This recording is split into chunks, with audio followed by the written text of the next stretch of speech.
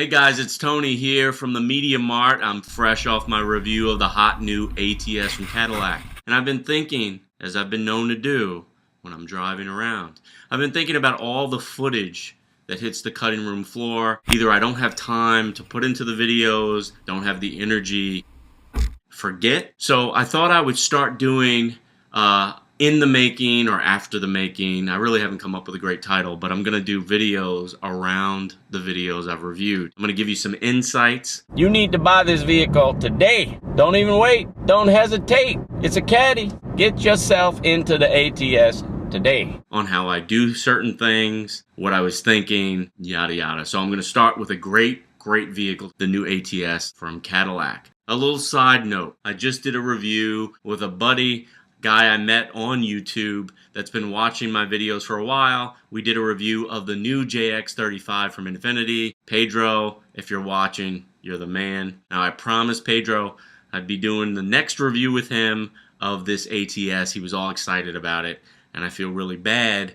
But as I told him, as I'm telling you guys, once I see that vehicle and it's available and ready to go, the door opens, you gotta go grab it, right?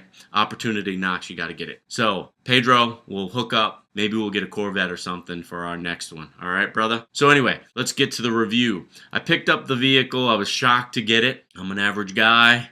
I saw an ATS, I grabbed it. The first experience, jumping into the vehicle, I just loved the way they did the interior. I loved the seats, it was comfortable. It was immediately comfortable. 8-way power seat. You got in there nice and cozy. I had been reading about Q, so I was all excited to play around with the touchscreen display. You know I'm a technology guy, so immediately my eyes were like focusing on it. I liked it right off the bat. Very intuitive. Very simple to use once you get the hang of it. Now, I'll be honest, when I first got into this ATS, I couldn't figure out how to turn things on. There are these little silver tabs, these little sliders where you can slide, your volume up or your heat up or down, what have you. I didn't know how to turn the radio on at first. Once I got the radio on, it was blasting, so someone played a trick on me. Maybe they left the audio way up, or they didn't know how to turn it off either. I don't know. It does take a few minutes to get used to, but once you do get the hang of it, it's real intuitive. Now, one thing I didn't mention in the review, when you touch an icon or you touch an area, there's a little vibration, and I think that lets you know that you did make contact. I think it's a good safety feature because as you're driving and you're reaching down, you really don't want to take your eye too much off the road.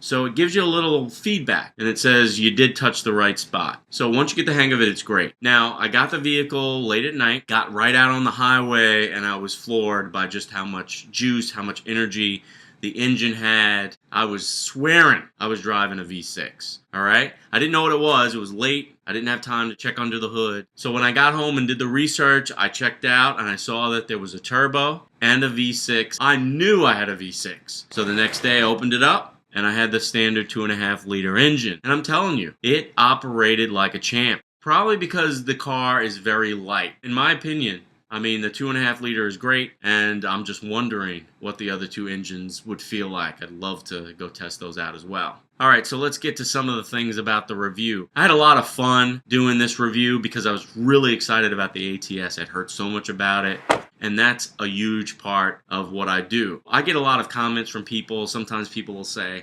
you never really say a lot of bad things about the vehicles that you test.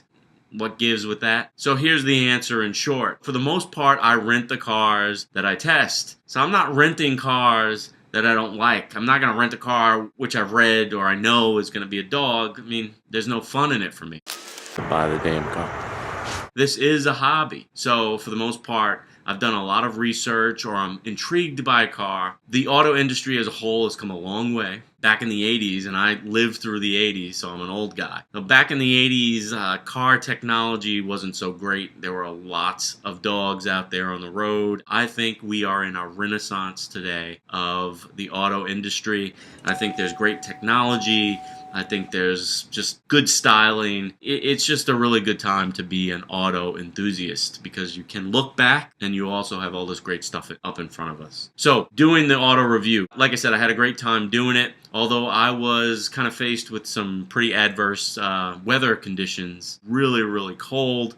So you might see some snow lingering in some of the shots. Now, I do all the filming myself. I'm a one-man band, and I'm going to tell you, it was a struggle to do some of the exterior work, but I gutted through it. Now, some of the things that didn't make it to prime time, I'm always on that kind of line as to how long I want the video to be and what I feel is most important to kind of share with the audience. That's why one of the reasons I'm making this video, it'll be a long video. It might bore some people, but people that really want to know, you're going to find some information. So what didn't make the prime time cut? All right, I was testing the luxury model, which is like the mid-level model, and it comes in probably about $38,000 USD, and it came chock full of great goodies. It had a backup cam that was awesome, utilizing that touchscreen display or that controller space.